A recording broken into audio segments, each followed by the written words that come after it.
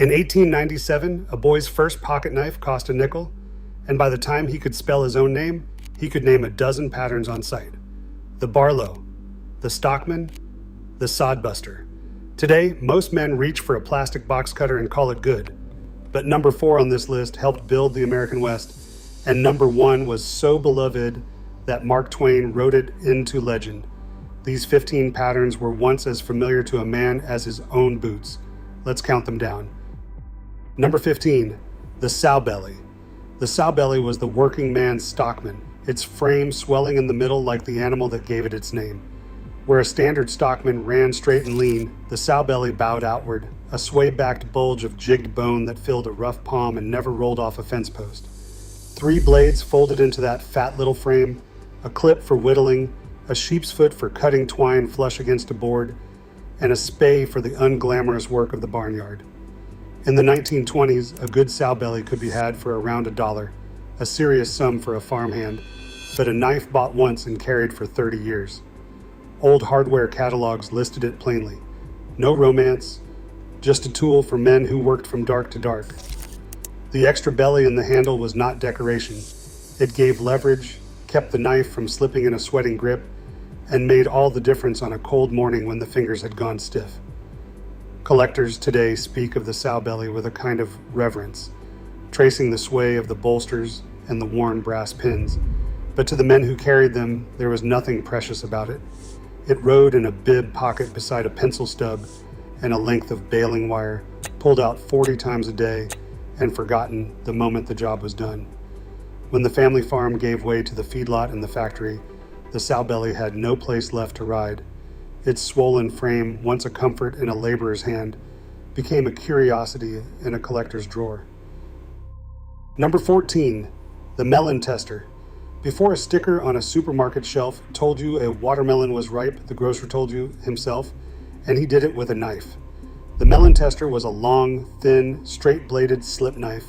Its single blade, slender enough to slide deep into a melon and cut a plug the size of a thumb. The grocer would bore into the rind, twist out a triangle of red flesh dripping onto the wooden crate, and hand it across for the customer to taste. If it was sweet, the melon sold. If it was pale and green at the heart, it went to the back of the pile. In the 1930s and 1940s, no produce man on a city market worked without one, and a boy tending a roadside stand in July learned to plug a melon before he could drive. The knife had no other purpose. It could not whittle or skin or open a can. It existed for one act, performed 100 times a day through the long summer, its thin blade stained pink and smelling of sugar. When self-service grocery stores replaced the man behind the counter, the ritual of the plug disappeared. Melons were grated by machine, wrapped in cellophane, and stacked without ceremony. The melon tester, useless for anything else, slipped out of every pocket at once. Today, a man could hand one to his grandson, and the boy would have no idea what it was for. But there was a time when the taste of summer came off the tip of that blade, and a whole neighborhood trusted one grocer's honest cut. Number 13, the Coke bottle. Some patterns earned their names from the men who carried them. The Coke bottle earned its name from its shape. Held sideways, the handle curved out and pinched back in the exact silhouette of the glass bottle every American kid could pick out blindfolded, a bulge at the shoulders narrowing to a waist and flaring again at the base. It was a fun knife, a novelty that also happened to work, usually carrying 2 blades tucked into that unmistakable frame. In the 1950s, when Coca-Cola was as American as the flag on the porch, a knife shaped like the country's favorite bottle sold itself. Soda fountains, filling stations, and 5 and dimes moved them by the boxful, and a man could pull one from his pocket and get a grin before he ever opened a blade. The shape was not just for show. That pinched waist gave the fingers a natural place to grip, and the flared ends kept the knife from sliding forward when you bore down on a cut. But novelty is a fragile thing. As tastes change and the traditional cutlery counters close, the Coke bottle became the kind of knife a collector hunts for, rather than a working man carries. It survives now, mostly in glass cases at knife shows, its curves still instantly familiar, a small reminder of a time when even a working tool could wink at you. The men who carried them are mostly gone, and the shape that once got a laugh at the lunch counter now just gets a puzzled look. Number 12, the elephant toenail. Few pattern names were as blunt or as accurate. The elephant toenail was a fat, heavy, single-end knife with a wide, rounded frame that genuinely resembled the thick, curved nail on a big animal's foot. Some called it the sunfish. Both names told you the same thing. This was a chunk of a knife, broad across the palm, with a single, powerful blade that filled the whole belly of the handle when folded. It was built for men who did not baby their tools. Farmers, ranch hands, and mill workers wanted heft, and the elephant toenail delivered it, its wide frame giving a grip you could bear down on to cut through hide, rope, or a stubborn feed sack. In the early decades of the 20th century, it rode in the deep pockets of overalls, its weight a reassurance, its single blade sharpened so many times over the years that it grew thin and narrow, a shadow of the wide blade it started as. Collectors prize the old ones now precisely because so many were used to the bone and thrown away when they finally gave out. There was nothing delicate about it, no gentleman's polish, just a workhorse knife for hands that never came fully clean. As pockets grew smaller and lives grew softer, the elephant toenail's bulk became a liability instead of a comfort. Men wanted slim and forgettable, not a fistful of steel and bone. And so the fattest, most honest knife in the drawer was pushed to the back, remembered fondly only by the men whose grandfathers pressed one into their hand and told them it would outlast them. It usually did. Number 11, the doctor's knife. Long before a doctor carried a pager or a smartphone, he carried a knife made just for his trade. The doctor's knife looked like a slim pen knife with one strange feature. One end was not a blade at all, but a flat, rounded spatula, sometimes with a squared-off tip. That spatula had a job. A country physician making house calls used it to mix powders on a marble slab, to spread ointment, to crush a tablet against the bottom of a cup, so a sick child could take it in a spoon of honey. The blade at the other end did the cutting a doctor needed, from opening a boil to trimming a bandage, while the flat end handled the pharmacy work that filled a rural practice in the days when the doctor was the pharmacist too. In the 1890s and early 1900s, a physician's black bag was not complete without one, and cutlery makers listed the pattern specifically for medical men. The heavy flat end also gave the knife balance, letting it ride steady in a vest pocket beside a watch and a fountain pen. As medicine modernized, pills came pre-measured and pharmacies did the mixing, and the little spatula lost its purpose. The doctor's knife faded from black bags and into memory, one of the few patterns named not for its shape or its prey, but for the profession that could not do without it. Today, most people have never heard of it, but there was an era when the man who came to your door in the middle of the night carried medicine, wisdom, and a knife built to serve them both. Number 10, the Texas toothpick. Long, lean, and unmistakable, the Texas toothpick was the knife a man carried when he wanted a slim blade with real reach. Its single clip blade stretched nearly the full length of a narrow, tapering handle, coming to a fine point that could pick a splinter, clean a fish, or spear a pickle out of the bottom of a jar. Its cousin, the Tennessee toothpick, ran even longer and thinner, and men argued over which state's version was the truer pattern the way they argued over trucks and dogs. Down south, the toothpick was as common as a plug of tobacco, riding in the back pocket of every man who fished a farm pond or worked a river bottom.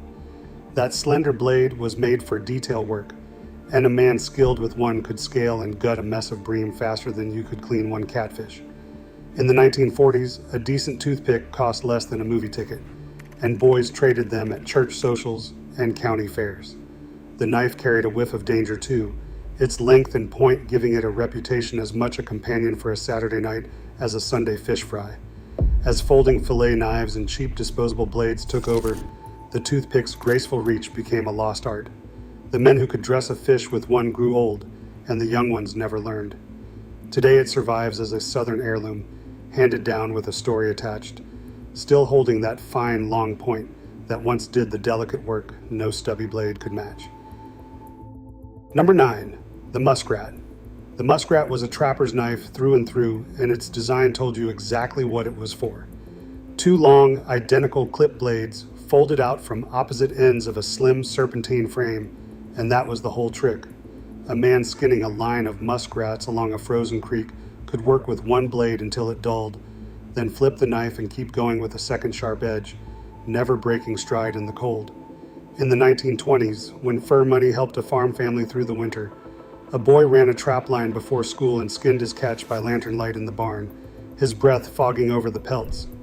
The muskrat pattern was built for exactly that grind. Both blades were shaped the same, thin and keen, made to slip between hide and flesh without tearing the fur that put food on the table. It carried no spade blade, no can opener, no fuss, just two edges for one job done thousands of times a season. As fur prices collapsed and trapping faded from American life, the muskrat lost the very world it was made for. The creeks that once ran with a boy's traps now run past subdivisions, and the pelts that once bought Christmas are gone. Yet the pattern endures among collectors and old hunters who admire its honest simplicity. Two blades, one purpose, no wasted steel. The men who carried them remember the cold and the smell and the small pride of a well-handled pelt. The knife remembers nothing, but it still opens with the same clean snap it did the morning the ice first held. Number 8, the Congress. Curved like a smile and packed with blades, the Congress was the gentleman's knife of the 19th century and the pride of any man's pocket. Its frame swept in a gentle concave arc, and into that curve the cutler fit 4 blades, sometimes more, each nesting neatly against the others. A spear, a pen, a sheep's foot, a coping blade, everything a man might need for a day of small tasks and correspondence.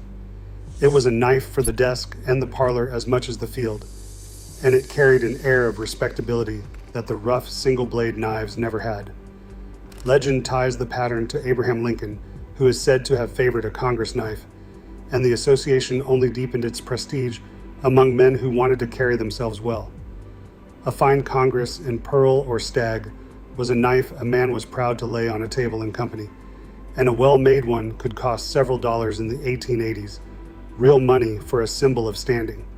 Every blade had its use, from trimming a quill to cutting a plug of tobacco to slicing an apple for a child. But the Congress was labor-intensive to build, with all those blades and springs fit into one curved frame, and as machine-made knives grew simpler and cheaper, the pattern became too expensive to make for the everyday man. It retreated into the collections of enthusiasts who understood what it once meant. The Congress was never the toughest knife or the sharpest. It was the most refined, the pocket knife a man carried when he wanted the world to know he was somebody. Number 7, the canoe.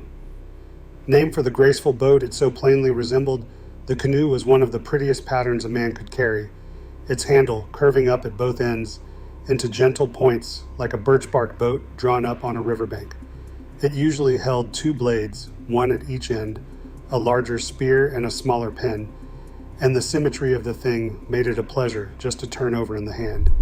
It was a knife for the man who appreciated a fine line, compact enough to disappear in a trouser pocket, yet handsome enough to bring out with a little pride.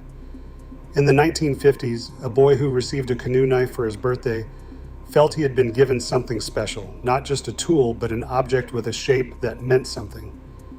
The 2 blades handled the small work of a boy's life, carving initials into a fence rail, cutting the string on a kite, sharpening a pencil down to a nub. Grown men carried them too, valuing the balance and the way the curved ends settled into the grip. But the canoe was more elegant than essential, and elegance was the first thing to go when knives became disposable. Why buy a shapely 2-blade slip knife when a plastic-handled folder cost $1 and you could lose it without a thought? The canoe drifted out of pockets and into keepsake boxes. Collectors love it now for the same reason boys once did, the shape. It still looks like it could carry a small man down a quiet river, which may be exactly why it lingers in the memory long after the working knives are forgotten.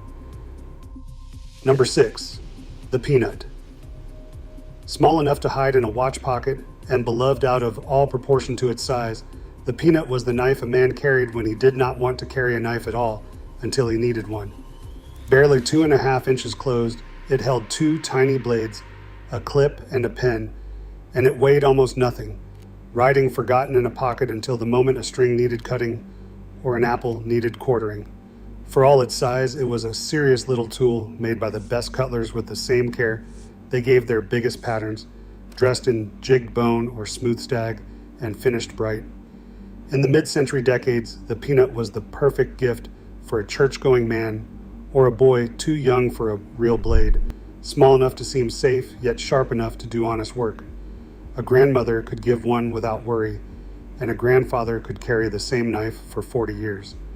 Its little clip blade did the fine cutting, its pen blade the delicate work, and together they handled 90% of what daily life ever asked of a knife. The peanut's genius was that it was never in the way. It slipped into the small pocket most men ignored and stayed there, faithful and forgotten until called upon. As multi-tools and one-hand tactical folders took over, the humble peanut came to seem quaint, too small and too simple for men who wanted their knives to look like weapons. But those who still carry one will tell you the truth. 9 times out of 10, small is exactly enough, and the best knife is the one you actually have. Number 5, the whittler. No pattern was more purely about craft than the whittler, a knife designed for the oldest and gentlest use of a blade, shaping wood for the pure pleasure of it. The whittler carried 3 blades, but its magic was in the springs. 2 smaller pen blades shared the back of the knife with one large master blade, arranged so that the master had the full backing of both springs, giving it the strength and steadiness a carver needed to push through hardwood without the blade folding or wobbling. To a man who whittled, that difference was everything. On a summer evening, the porches of America filled with the soft scrape of steel on wood as men peeled long curls of pine into the grass, shaping a whistle for a grandchild, a chain from a single stick, a little dog for the mantle. The whittler was the knife that made those evenings possible. Its blades in 3 sizes, ready for rough shaping, fine detail, and the last careful cuts. A good one cost a working man a day's wages in the 1930s, but a whittler was an investment in a lifetime of quiet hours. As television pulled families indoors and idle hands found other things to do, the art of whittling faded, and the specialized knife built for it faded with it. Few young men today know that a real whittler is built differently inside, that its 2 springs are the whole point. But the men who carved know, and somewhere a grandfather's still turning a scrap of basswood into a tiny bird, the shavings gathering at his feet, the same soft scrape that once filled 1,000 front porches on warm nights. Number 4, the sodbuster. Plain, cheap, and tough. As the men who carried it, the sodbuster was the honest workhorse of the American farm, and it made no apology for its simplicity. It had 1 blade, 1 spring, no bolsters, and a plain slab handle, usually black. Nothing to polish, nothing to admire, nothing to break. That was the whole idea. Named for the plain-spoken farmers who broke the tough prairie sod, it was built to be used hard, dropped in the dirt, wiped on a pant leg, and used again. A single long clip or drop point blade did every job a farmer had, from cutting baling twine to castrating a hog to slicing an apple at noon dinner. And when it dulled, a man honed it on a stone by the barn door and went back to work. It cost almost nothing, often less than $1 even into the middle of the century, which meant a man could afford to actually use it instead of babying it. There was a deep American pride in that plainness. The sodbuster did not care how it looked. It cared whether it cut, and it always cut. Farmhands, mechanics, and ranchers carried them by the millions, and a worn black sodbuster in a bib pocket was as much a mark of an honest working man as calloused hands and sunburned neck. It never went entirely away, which is its own kind of tribute, but the world that made it central has thinned out. Where every man on the land once carried one, now only a stubborn few do, keeping alive the plainest, most unpretentious pattern America ever loved, the knife that asked for nothing and did everything. Number 3, the trapper. If one pattern says American outdoorsman, it is the trapper. A big, confident knife that rode in the pocket of every hunter, rancher, and woodsman worth the name. Built on a large, single-end frame, it carried 2 blades that opened from the same end, a long clip blade for general cutting, and a wide spay blade for dressing game, both riding on strong springs that snapped shut with a sound a man could feel in his chest. The trapper was substantial. It filled a large hand, and its blades were long enough for real work in the field, skinning a deer, boning out meat in camp, cutting rope and leather and hide. In the great decades of American hunting culture, a trapper was the knife a father gave a son when the boy was finally old enough to hunt alongside him. And the gift meant more than the steel. It meant trust. It meant you were a man now. Cutlery companies made the trapper the centerpiece of their lines, dressing it in bone and stag, and offering it in commemorative editions that men bought and never carried, saving them in cedar boxes for grandchildren.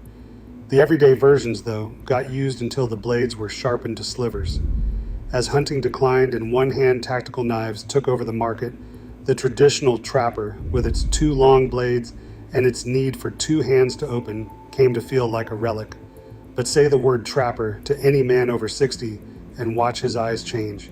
He remembers the weight of it, the smell of oil and gun cleaner, the first buck he dressed with the knife his daddy handed him in the gray light of an autumn morning. Number 2, the stockman. For 100 years, if you reached into an American man's pocket, the knife you were most likely to find was a stockman, the three-blade king of the everyday carry. Its serpentine frame, gently curved at both ends, held a clip blade at one end and a sheep's foot and spay blade at the other. And between those three edges, a man was ready for nearly anything the day could bring. The clip did the whittling and detail work. The sheep's foot, with its straight edge and blunt tip, cut rope and twine flush against a surface without stabbing a finger. And the spay, that odd rounded blade, did the livestock work its name implied on ranches from Texas to Montana. But you did not have to own a single cow to carry a stockman. Bankers carried them, preachers carried them, school teachers and shopkeepers and old men on courthouse benches carried them, because the stockman simply did everything, and it did it in a package handsome enough for church and tough enough for the barn. From the early 1900s through the 1970s, the stockman was the default American pocket knife, the one a man bought when he wanted a good knife and left the details to the cutler. It was the knife of the whittling circle and the coffee shop, pulled out to trim a fingernail, cut a cigar, peel a peach, or settle a bet. As disposable blades and multi-tools crowded it out, the three-blade stockman lost its throne, but never its dignity. It remains, for those who know, the most complete traditional pattern ever made. 3 blades, 1 frame, and a century of American hands that knew each edge by feel alone. Number 1, the barlow. And at the very top stands the barlow, the knife that taught America to carry a knife at all. Its shape is the plainest kind of poetry, a simple teardrop handle, one long steel bolster running nearly a third of the way down the frame, and 1 or 2 honest blades. That long bolster was the whole secret. It made the barlow strong where cheaper knives broke, and it made the knife affordable, so that for 200 years, the barlow was the knife a poor boy could actually own. That is why it lives in the American memory like no other. When Mark Twain sat down to write about a boy's greatest treasures, he did not reach for gold or silver. He gave Tom Sawyer a sure enough barlow worth 12.5 cents, and every reader knew exactly what that meant, because every reader had once wanted one. The barlow was the first knife, the boy's knife, pressed into a small hand by a grandfather with a few words about being careful and being a man. It cost a nickel or a dime when a nickel or a dime was real, and it was carried until the blade was a sliver, and the bolster was worn smooth as a river stone. Generations of American men learned to whittle, to fish, to fix, and to trust their own hands on the strength of a barlow. Cheap imports wore the name into the dirt, and box cutters and disposable blades finished the job. But the barlow is more than a pattern. It is a rite of passage folded into steel and bone, the knife that made a boy feel he had been handed the whole world, sharp end and all. From the swollen frame of the sowbelly to the legendary barlow, these 15 patterns were once the quiet companions of American life, carried to church, to war, to the back 40, and finally to the grave. They opened letters and whittled toys, cut fishing line and dressed game, and taught a boy that a man carries the tools to fix his own small corner of the world. We traded them for plastic and permission slips, but somewhere in a dresser drawer, your grandfather's knife is still waiting, its blade worn thin from a lifetime of use. Which one did your family carry? Tell me in the comments.